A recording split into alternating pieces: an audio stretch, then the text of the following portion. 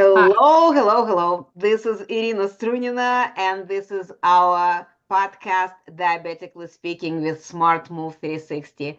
We meet here every Thursday at 4 p.m. Eastern Time, and we meet here with some very good people, the healthcare professionals who dedicate their time to help people who were recently diagnosed or diagnosed a while ago, but finally decided to make some changes. Um, I am doing this podcast to bring awareness, to bring some tools, to bring some information. And if you think that this is helpful for you, maybe you know somebody else who can use this information. So please share with them. And also, if you think that your story deserves a podcast, talk to me because every last Thursday of the month we have a podcast with warriors where our people who live with this diagnosis share their experience, share their stories, share their aha moments and tools and tricks that are helping them. So let's go from there. So today I have my guest, Cristal. She is the person who we met last year in our group, Diabetes 101 for Beginners. She participated in one of our diabetic healthcare expos. She is great person to speak with, and I would like her now to introduce herself. Crystal, welcome to the show, and please tell us about yourself, why you do what you do, why diabetes is one of your focuses. We want to know. Thank you. Thank you so much for inviting me. I'm honored to be here again. So, a little bit about myself. I've been an RN for over 35 years, the majority of my time working in the emergency room. And in that time, I have seen many patients come in and through mismanaged care, doing what they thought they were supposed to be doing, following the guidelines that the healthcare system offers and the American Diabetic Association recommends. They are seeing results that are not to their benefit. I see them coming in at the beginning. I see them coming in throughout their journey of being newly diagnosed or diagnosed for months, years, and with side effects that didn't have to happen, whether it's blindness, amputations, things of that nature. I just became very passionate about this field, especially when it became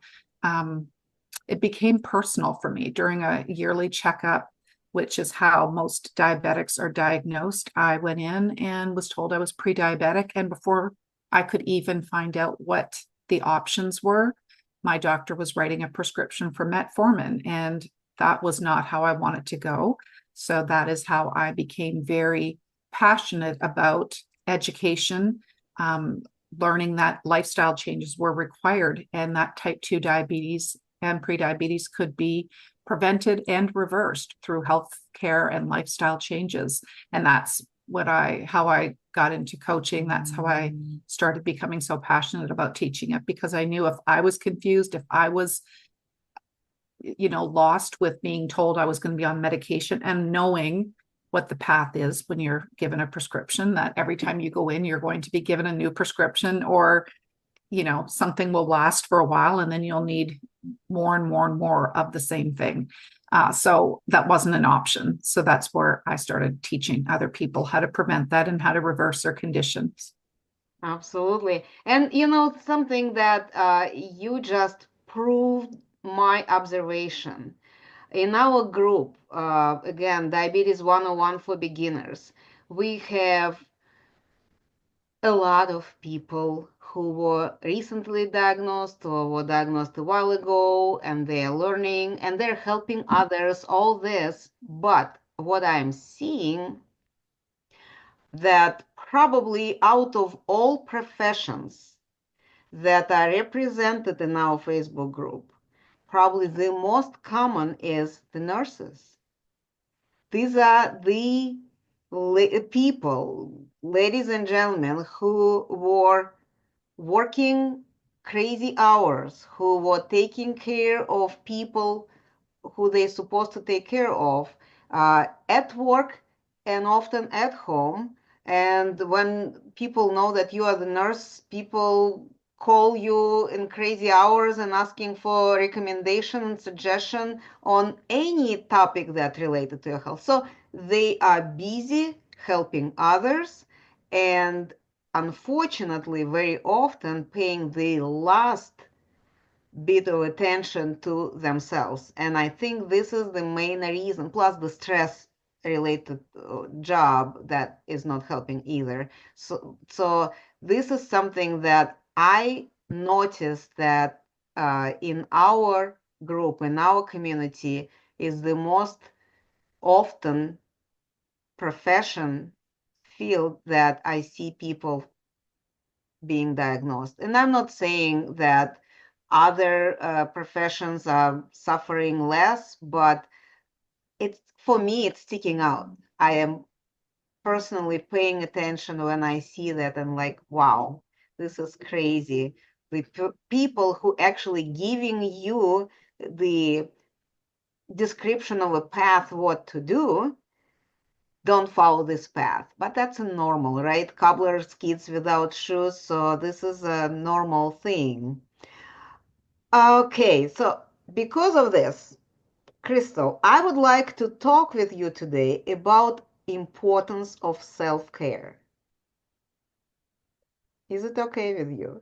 Absolutely. That's a big one for me also because self-care for diabetics specifically is and I love to give analogies.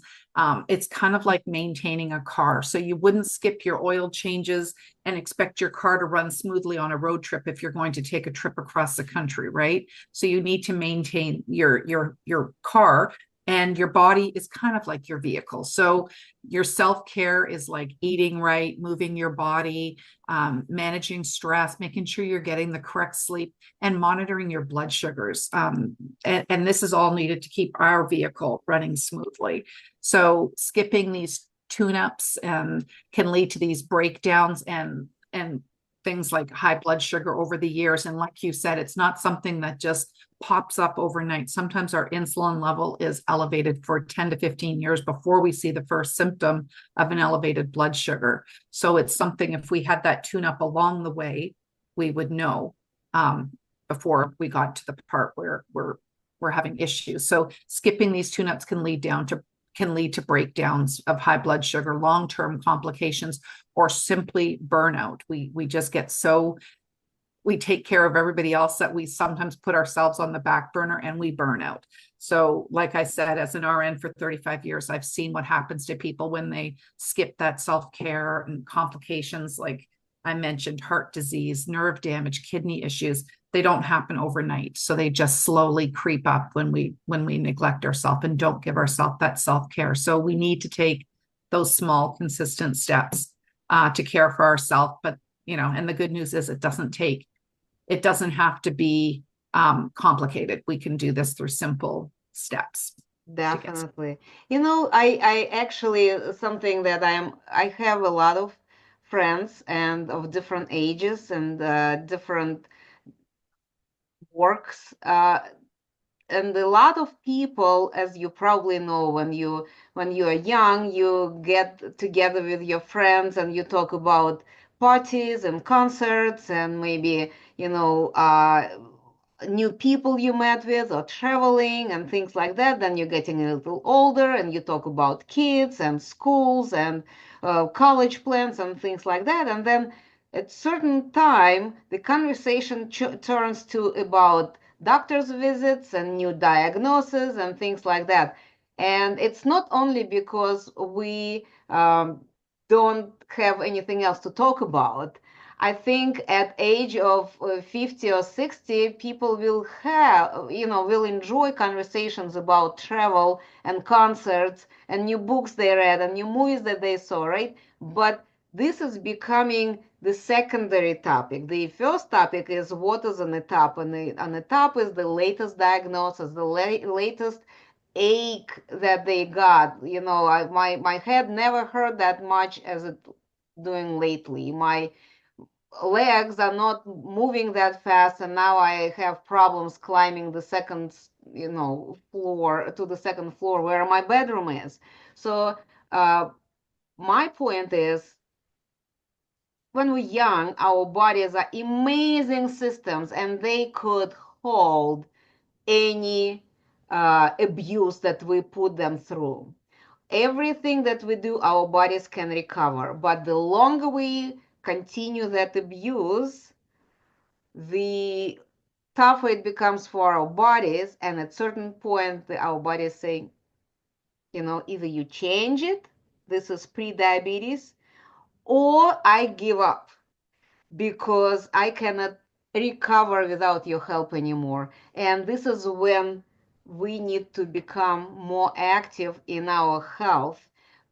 Just taking the pills is not the solution. We have to participate. Just relying that doctor will fix me is not going to happen. The doctor may give recommendations, nurses may give some guidance, but you got to be a participant. And the self-care, in my opinion, is very important, especially for people with diabetes. And Cristal, please share with us your observation about this importance of self-care for people with diabetes. Well, that's kind of what I just went over, the self. Well, one more time, not one more time.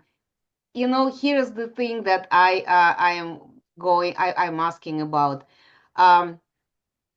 People, you gave us your example. What about the other situations that you see in your practice when people show up in your office, and what is their, of course, don't give us the names, but Right. I'm pretty sure in 35 years, you had quite a few examples, how people could bring themselves to that and how people can get themselves out of there if they take an active role.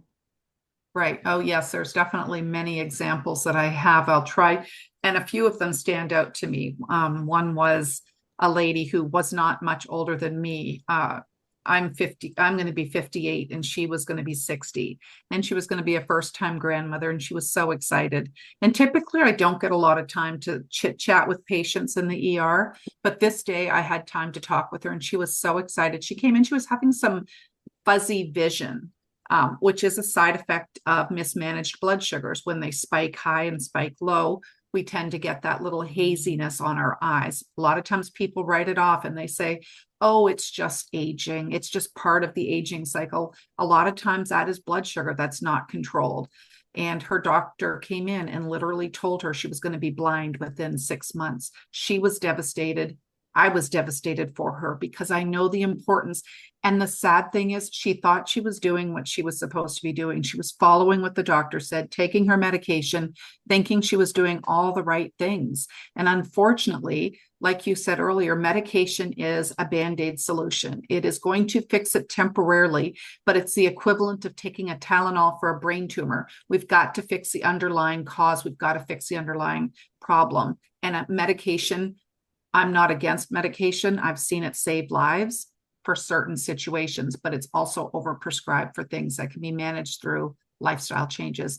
And that's kind of what I promote with reversing type 2 diabetes. So just simple things like take sleep, for example. If you're not getting enough sleep, your body's constantly pumping out cortisol, right? So, which is a stress hormone, and it loves to mess with our insulin levels, and it makes our blood sugar harder to control. So it's simple things like getting enough rest, taking a walk after dinner. I mean, it's been proven that just taking a 10-minute walk after your meals is more beneficial to your body than going for a 1-hour walk.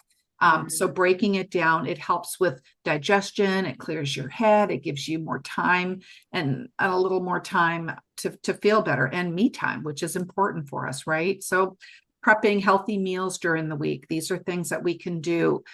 Sometimes if we're not prepared, we'll go through the drive-through. We'll do things that are going to cause complications down the road. So you don't have to do this whole big overhaul. It's it's small baby steps, it's progress, not perfection. And it's just things we have to work on every day so that we can have a brighter and a better, healthier future. Definitely. And you know, something that I hear very often in the posts in our Facebook group, when people are saying, I am doomed for the rest of my life, always work on this problem, always work. But I think that if someone is determined to live longer and healthy life, the long and healthy life requires special settings, right? And if you would like to accept those settings, it will become norm for you and you are not doomed anymore. You just move to different house with the different, furnishing arrangements, and you learn that you need to do specific things to get what you need there. That's how I look at it. Yeah. Yeah, definitely. A lot of it, like you said, it comes down to mindset. It's what you tell yourself you're going to accomplish is what you're going to do. So if you go into it where I'm dying, I'm not going to ever reverse this, and your doctor will tell you this is something you're going to have. I just dealt with a client today who was told this is something you're going to have for life. You're skinny, your pancreas is dead, and his A1C wasn't crazy high. And I thought, what the heck? No, you can reverse this. You can definitely change your lifestyles, but they would like to. And I'm not trying to bash pharmaceutical companies or the medical system, but it's a money-making system, and they make money when you stay sick, and it's just a fact of life. So a lot of times they don't encourage you to do the things that you need to do to get off the medication. In fact, so many of my people have come to me and said that not one time did their endocrinologist ever ask them, what are you putting in your body? Are you getting enough sleep? Are you stressed all the time? These are things that they should be asking, but instead they're just prescribing a medication. And unfortunately, that's the algorithm our providers get, right? They are taught to prescribe and not to ask those types of questions. They don't get a lot of nutritional education, as you call it. Well, yeah, we were just talking recently with one of our registered dietitians on that topic also, that unfortunately the educational system for our traditional medicine, doctors, providers, they have very few hours dedicated to nutritional education. They focus on, specifics of their field, and not spending too much time on it. So a long time ago, I've been told that medical system in the United States is wonderful in taking care of crisis, but it's not doing very good in prevention. No, not at all. So that was an interesting observation from the doctor from different country who practiced a little different. So knowing that, I can say that people in our Facebook group, these are the people who are already looking for solutions. I mean, out of what it is, 500 something millions people around the globe, Facebook is almost in every country, and we have only 157,000 in our group. So out of 500 millions, we have a drop in the sea of people who have this diagnosis. And these are the people who are taking charge of their health, and they are going to make changes or already making changes, and they are just looking for some guidance and better solutions, or share the experiences. And this is what I am happy to report, that our people in our Facebook group, they are the ones who are active patients, not the ones who are just taking pills. Because I think one of the reasons why because a lot of doctors, it's my opinion, my observation, a lot of doctors, when they go to medical school, they want to help people. They want to be the solution for the problems and help people out and all this. But the system puts down a lot of their dreams and limits them in their activities and stuff, and penalizes them for stepping off the path, traditional path. So, and unfortunately, the statistics show that for people, we as human, we don't like to make changes. Changes are uncomfortable, and we would rather continue doing what we are doing. Okay, I need to take a pill. Okay, I'll add taking a pill to it, but I will continue doing what I was doing rather than change the path. And maybe pill needed in the beginning, but then get rid of the pill and continue already on a new path with the better results and feel better and all this. That's my observation. What is yours? Well, I agree with that. I think that like you said, we have a very good system for emergencies. I've seen people healed with strokes. I've seen people with emergency surgeries required and the medications needed for that. That works. That is very beneficial in this country. But where we lack is definitely prevention.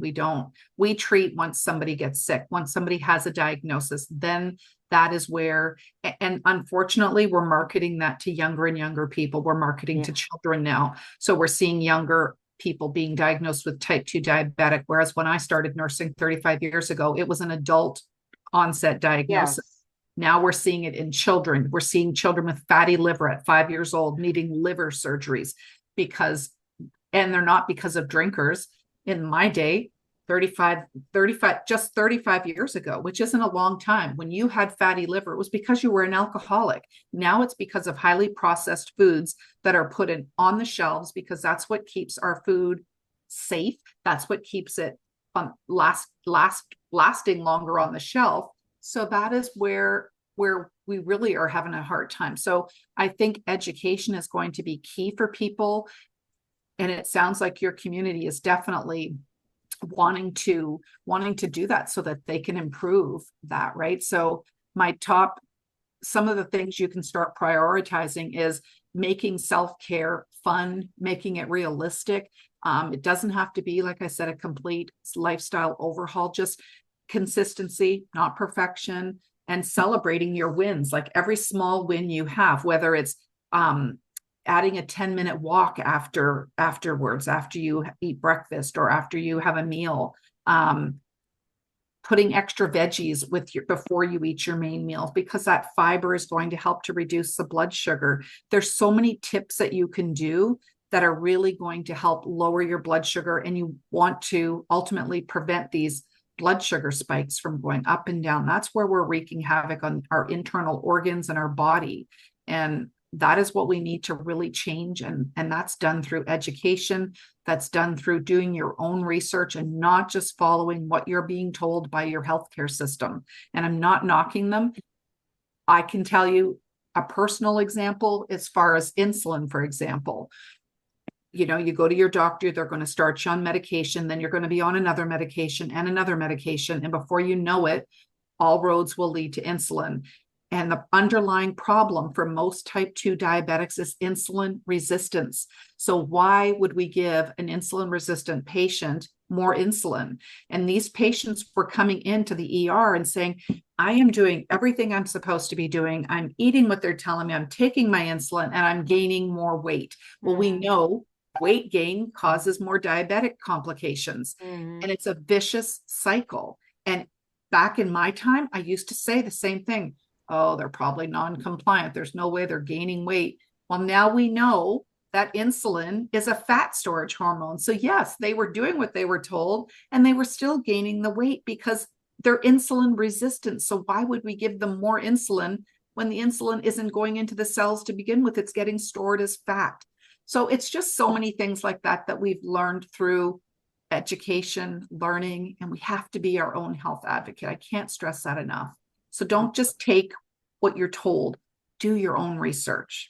And ask questions. Ask questions, 100%. Don't be shy. Yes. They work for you. They work for you. Exactly. So, you have to let them know that I want to do something different for my body. I don't want to just take pills.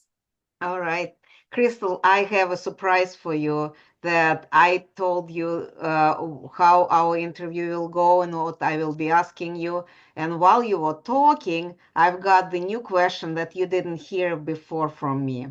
Okay. So, when you were recommending people to work to help themselves to get better, use the information that they learn, use the recommendations that were given, adjust it to yourself to because we only the ones who can understand and judge is it helping or not. Am I sleeping better after this, or I don't sleep at all? Am I feeling more energetic after this, or I'm losing my energy and enthusiasm and everything, right? So we are our own last or maybe first uh, experts to see if it is helping our body or not, right? And then you said something, do some changes, do some implement something healthy, some healthy habits, some healthy routine in your day and celebrate the success. Now, here is the challenging question. Since we were very young, all celebrations were including, oh, let's go to get a scoop of ice cream. Oh, let's go a sandwich in Chick-fil-A. We don't do this every day. Oh, you did so good. Let's have something else. All our celebrations were related to food. What would you recommend? What are the ways how people can celebrate their successes, their achievements? You're right. A lot of celebration is definitely done through food. Let's stop, let's get a drink, let's go celebrate, let's get Mexican. And I've been part of that for a long time also. I think the biggest thing you can do now is you can celebrate with going out to dance. You can go to take like a gym class together. You can go for walks and hikes. A lot of times I'll call friends now where we used to go out to eat. Now it's like, let's meet and go for a hike. With my clients, that a lot of them like to dance. So we have dance parties and we just get online and Zoom and do dancing because we all know that movement reduces your blood sugar, right? So there's different things you can do. It doesn't always have to be around food. I do a meal prepping class with my group and we make healthy, great foods, including desserts, including all different things. So it doesn't have to feel like it's a sentence where, oh, I can only eat water, drink water and eat, whatever, something that's boring for the rest of your life. It doesn't have to be that way. There's plenty of different options that you can make, that you can look forward to. Socializing with other people, and you're always going to get the people that are going to, out of their own guilt, say, come on, you can have this piece of cake, you're going to hurt my feelings. Well, I'm sorry, I'm going to hurt your feelings. Like, Yeah. I'd rather hurt your feelings than have to deal with this 5 years down the road, right? So what we put in our mouth now, we will have consequences later. And that's something that, and something else that I've really noticed is as I've gotten older, I don't tolerate carbohydrates like I used to. Like I used to be able to eat that and I'd always have brain fog and I had no idea what it was related to. And now if I have that, I'm tired. I get worn out. And that's something new for me. I've never ever felt that way. So I just know what I should put in, where I'm going to be most productive, when I'm going to have my clearest brain, my thoughts. So you just got to make these decisions that are going to be best for you long term, not just right today, not now. It might taste good going down right now, that pint of ice cream, but you know what? You'll pay for it later when you're getting those blood sugar spikes and your vision's blurry, or you get numbness in your hands and feet. So it's just like I said earlier, it's going to be progress, not perfection. It just requires the mindset. Envision where you want to be, like you're already there, and you'll get there. You really will. Just Yeah, well, I totally agree with you. I totally agree with you. The first thing we got to, like with this lady that you said, I think, I don't know how her life went after, but I think knowing her prognosis from the doctor, but also knowing that her grandchild is coming up, I think she would be doing everything in her power, in her reach to prove doctor wrong. to Yeah. keep her sight, to be able to play with the baby and do all the fun things. And Yeah. this is what we need to have. We need to have to recognize what is really moving me to do things that I do, to stay better, to get better, to improve in my health, right? Yeah. Yeah. Totally. Well, Crystal, I have a sad news. We could talk with you for a very long time, but we are at the end of our podcast, and I need to first of all ask you if there is any way people can reach out. You mentioned that you have the prepping classes, you have some master classes. How people can learn about it? What is the way to reach out to you? I think the best way to reach out would be through my Facebook group. Um, and I don't have the link We will to. we will post it in the comment section under this Okay. video. Yes. Yeah, that would be the best place because I have all my master classes listed there, recipes. We're a small community, but we're a community that really supports one another and always eager to answer any questions that you might have. So Okay. All right. So that would be for everybody who is listening to us or what or watching.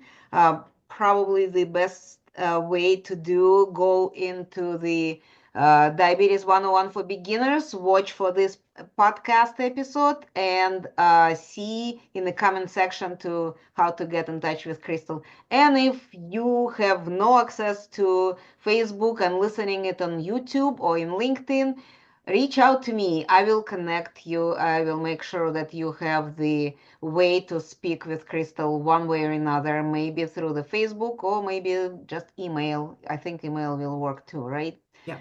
Um, and before we say goodbyes, let me just remind our listeners about few activities that are going on in our Facebook group. First of all, I wanted to remind you that every Tuesday we have our Telenurse Tuesday going on when our members are invited to ask questions, and the nurse on call will go over those questions in comments and post her responses to it. Every other Wednesday, we have our support group meetings, and it's separate. It's not on Facebook. It's in Zoom. I usually put the Zoom link in the group for it, and we meet there and we discuss again our questions, our problems, support each other in person almost.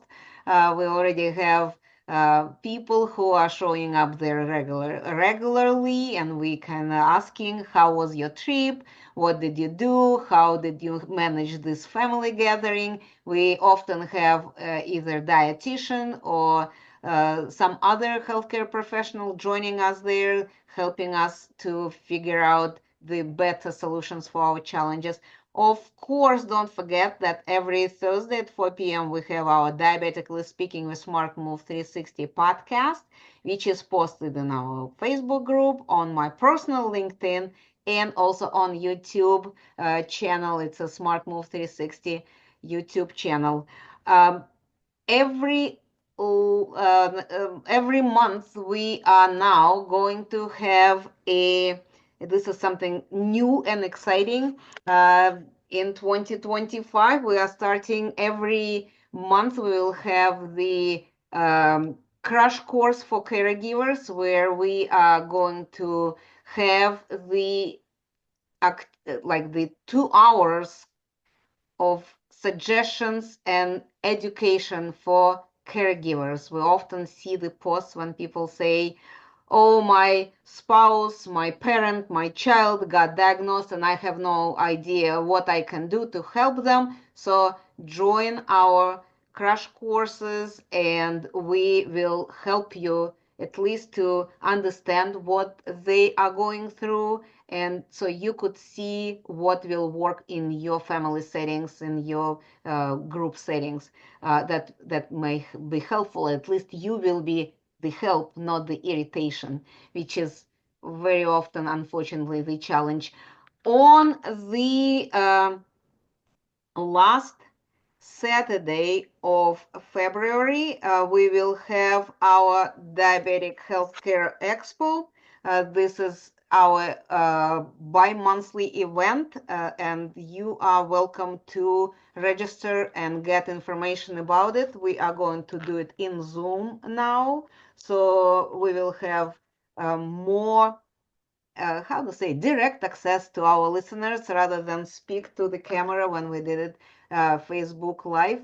So a lot of activities going on. In addition, we have master classes and webinars preparing for you. So check out the featured posts from admins regularly. We are posting there all the information that you might need. Let me put my banner, the proper banner behind. So with that, we are wrapping up. Cristal, again, thank you very much for joining me today, for being available, for willing to share your experience. And I'm looking forward to have more communication with you and work with you in the future. Thank you so much for having me. Thank Always you. wonderful.